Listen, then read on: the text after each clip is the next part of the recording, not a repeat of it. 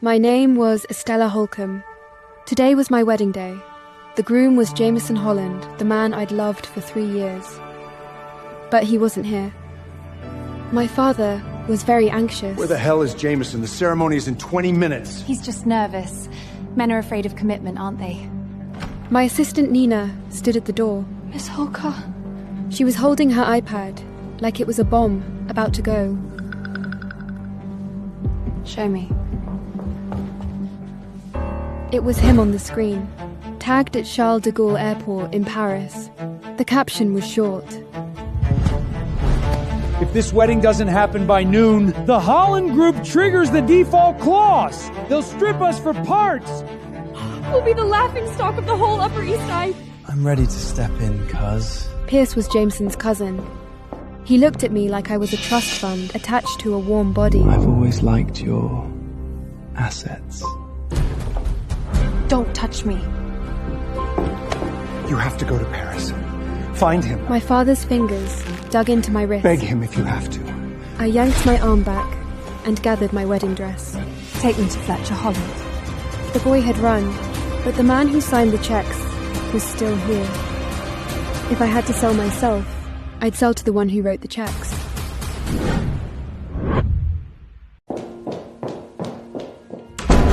I stormed into the Holland family's private lounge. Fletcher sat there like a king in exile. Jameson isn't here. I know. He's in Paris.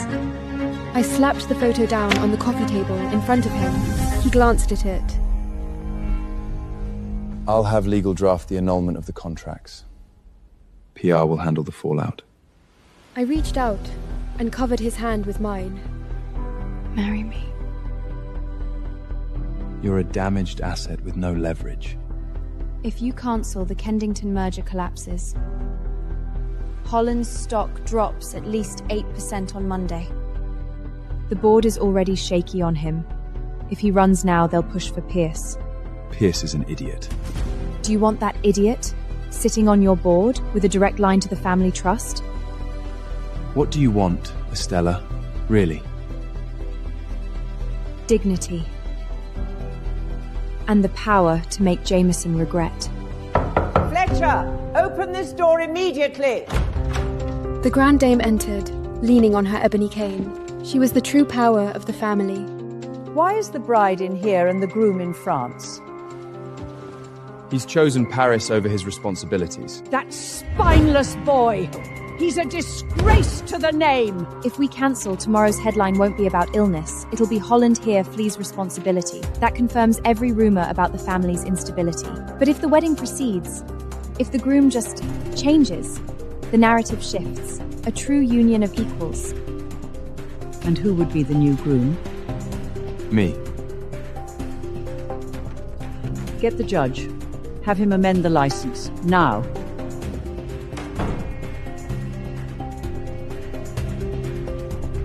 You chose this path. Walk it.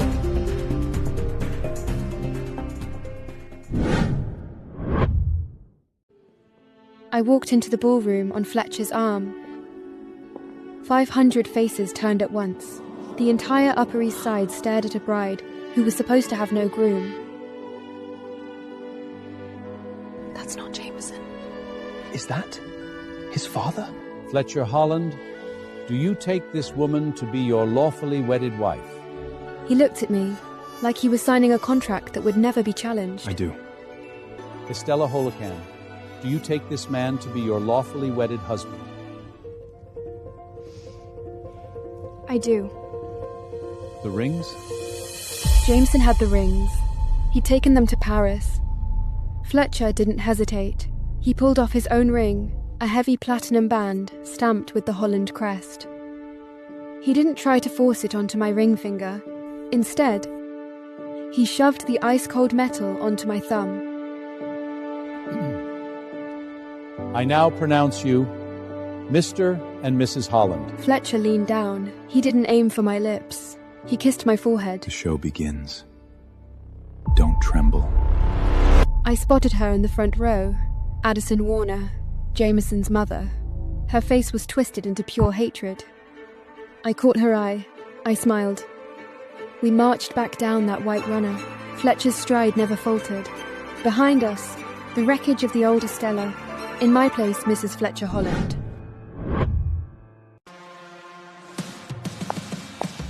The day after my wedding, I walked into Holland Group headquarters. Mrs. Holland. Mr. Holland is in a meeting. I know. I'll wait. I took the private elevator to the top floor and pushed open his office door.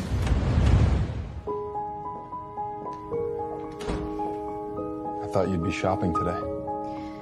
I have an errand first. I pulled a document from my Hermes bag and placed it on his desk. Appointment of proxy for the Jameson Holland Trust.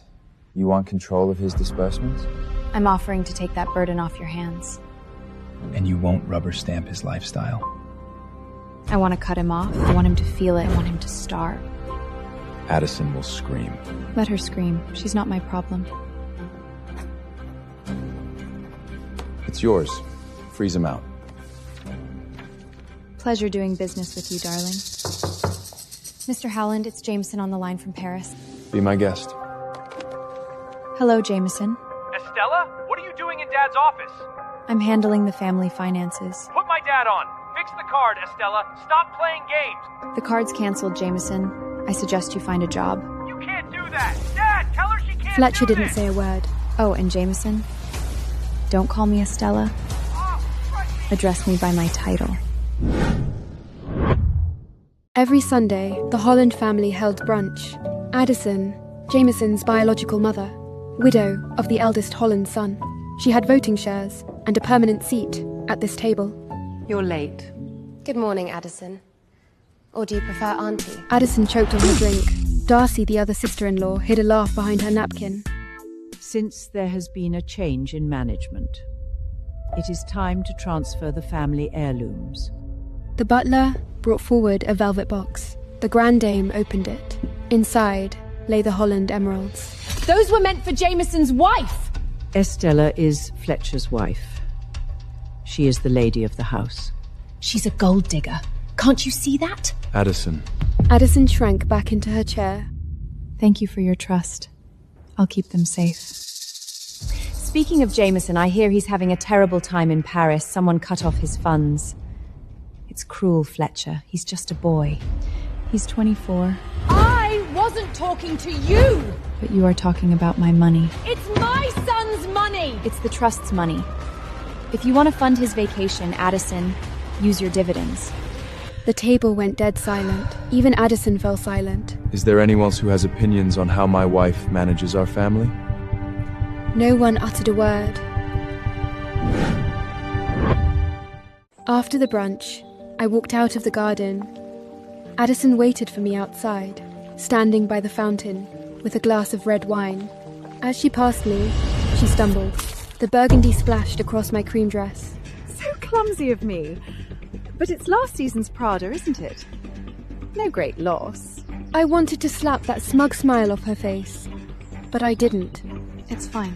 Then Fletcher walked out. He saw the stain first, then Addison's smirk. He took off his suit jacket, dark wool, heavy, and draped it over my shoulders. Addison, if you can't hold a glass, maybe you should be checked for Parkinson's. It was an accident! He put his arm around me and walked me toward the garage. I could have handled it myself. I know. But I don't pay you to fight with idiots. I pay you to win wars. Why did you do that? The jacket. You're wearing my name. The car pulled through the estate gates. I leaned back in my seat and pulled out my phone. I sent a message to my assistant, asking her to find out which charity Addison was chairing this year. She humiliated me on my battlefield. I'd destroy her on hers. I summoned the entire household staff, 20 people lined up in the drawing room, all looking like lambs awaiting slaughter. Only Sterling was different. He's Fletcher's personal valet, spine straight, no fear in his eyes. Some of you seem confused about who signs your checks. I tossed photos and bank records onto the table. Mrs. Higgins met Addison at a coffee shop. You're fired. Mr. Holland! Holland! He's busy making money. I run this house. Security, Escort her out. The remaining staff barely dared to breathe. Only Sterling stood there, a tiny, unreadable smile on his lips. For those who stay loyal, a 20% raise starting next month. The tension dissolved instantly. That evening, when Fletcher returned, the house felt different. Where's Mrs. Higgins? Gone. She was a leak. I plugged it. At dinner, Sterling approached me with a decanter. I ordered the 2015 Pinot Noir. He poured me a glass of orange sludge instead, turmeric and ginger juice. For your health, madam. The entire dining room went dead silent. He was doing it on purpose. Fletcher was watching me, wondering whether I'd dare to push back.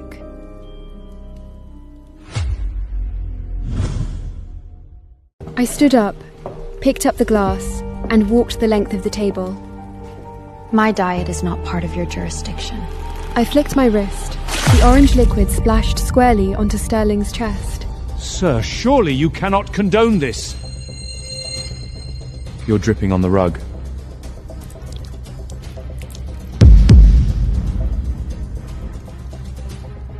Sir? Estella asked for wine. You gave her juice. But sir, the protocol... In this house, her word is law. Yes, sir. I'll go change. No. You'll go pack. You're fired. Sir? You embarrassed my wife. And by extension, you embarrassed me. Fletcher picked up the bottle of 2015 Pinot Noir, uncorked it, and poured a glass himself. He forgot his place. And he offended you. We clinked glasses. That clear ringing echoed in the silence. That night, lying in bed, I couldn't stop thinking. Fletcher's calendar held a recurring entry. Every Wednesday, 7 to 10 p.m. Just one word. Private. Wednesday night, 10 p.m. Fletcher walked in, shoulders slumped, hair damp at the temples. As he passed me, a scent hit me. You're late. Chlorine and antiseptic. You smell like a hospital. I went to the gym, then the pool. At 10 at night? Is this an interrogation? If you have a lover, a child, I need to know, so I can spin it when the press finds out. Fine. Unbutton it. What? The shirt. Unbutton it. I stepped closer. My trembling fingers undid the first button, then the second. His back was a map of violence, a jagged scar from his right shoulder blade down to his spine. The permanent injuries from the plane crash. Every Wednesday, I see a specialist in the city. Does it hurt? Always. You'll get used to it. I reached out. My fingertips traced the line of that old wound. I'm sorry. I didn't know. You weren't supposed to. It's not pity. It's context. Speaking of context, your trip to the Holcomb apartment tomorrow? Your stepmother sent the staff away. They're planning a lockout. They want me standing in the lobby, begging. I'm coming with you. You? But you're back. I'm fine. And I'm not going to meet the parents of my bride. I'm going to meet the people who think they can abuse my wife. Susan's lockout plan had disintegrated. Fletcher Holland was coming personally, with a security detail. Fletcher! Estella! Welcome. Welcome. Interesting way to greet your daughter. Let's talk about my trust fund. Estella, there's no need to be so transactional. We're family. We are a failed business merger. Open the safe. The documents, there are complications. Fletcher threw a document onto the coffee table. The forensic audit was crystal clear. Richard had drained my mother's trust 3 years ago. We borrowed it! Embezzlement is a felony, Richard. Richard had no choice but to open the safe and take out the contents inside. I checked the contents. Then I handed the deed to Fletcher. You handled the negotiation, you keep the house. I walked down the hallway to the last door. My grandmother sat in her wheelchair by the window. We got the house, Grandma. Good. He would have gambled it away anyway. And that man with you, is that Fletcher Holland? Yes, ma'am. You're dangerous. She needs someone like you. Grandma took out a brass key from her pocket. Take this. Safe deposit box 404 at Chase. It's not millions, but it's yours. We left the apartment and drove back to the estate. As the car turned the corner, I saw a group of security guards surrounding the gate. In the middle of the crowd stood a figure, Jameson. Jameson stood at the estate gates, a duffel bag at his feet. He saw our car pass through. Our eyes met through the tinted window. You handle him tonight. I have a conference call. Fletcher walked up the stairs. I pushed open the heavy oak door to the library.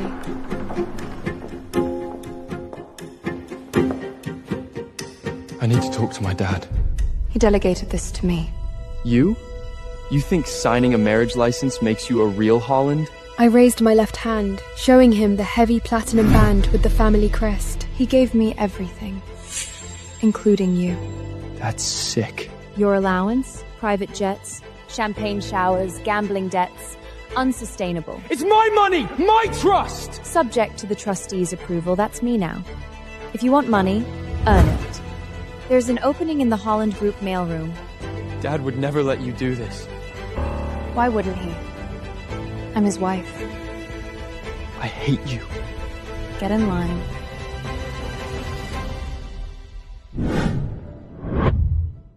Fletcher's study. He sat in the leather wingback. How did he take it? Like a fish gasping for air.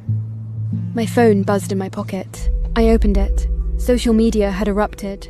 Susan posted, saying she had been kicked out of her home by her stepdaughter. The following comments were very offensive. They're writing my obituary. Poor girl. Married an invalid. An invalid? My resting heart rate is 42. That's efficient. Let them talk. Narratives are for people who can't control reality. Well said. Now, time to deal with that woman attached to Jameson. Clevie Simpson, aspiring influencer. The real reason Jameson flew to Paris instead of walking down the aisle. They are already in the holding room. How do you want to play this? Let him sit in the dark a while longer. Let him wonder. Fear is an excellent appetizer. Fletcher waited in the hallway. His gaze traveled from my hemline up to my eyes. I want to break the entitlement bone in his body. If he insults you, I'll handle it. I don't need you to fight my battles, Fletcher. I just need you to hold the door. He stepped back. Respect flickered in his eyes. I walked toward the West Wing holding room. Inside, Jameson was pacing. Clevie curled on the sofa, crying. I asked to see my father. You came to beg him to take you back, didn't you? We can have an arrangement, and you could stay. I walked to the single armchair in the center of the room and sat down. Your water, madam. Arthur, why are you calling her madam? I address her as madam because she is Mrs. Holland. Mrs. Holland? Stop playing games. He probably signed it without reading it. You wanted to get control of my trust fund. He read every word and even wrote a few of them himself. You did this to get back at me? You slept with my father to spite me? He is a very capable man. And he is, very much, my husband. Wait. If you married his dad, that means you're his stepmother. You are not my stepmother! You're a fraud! Jameson lunged at me, his hand raised. Two guards were on him instantly, one twisting his arm. the other kicking out his knee. Get off me! I'm Jameson Holland! I returned to my armchair and pulled a crisp $100 bill from my purse. Since you clearly can't handle millions, let's start smaller.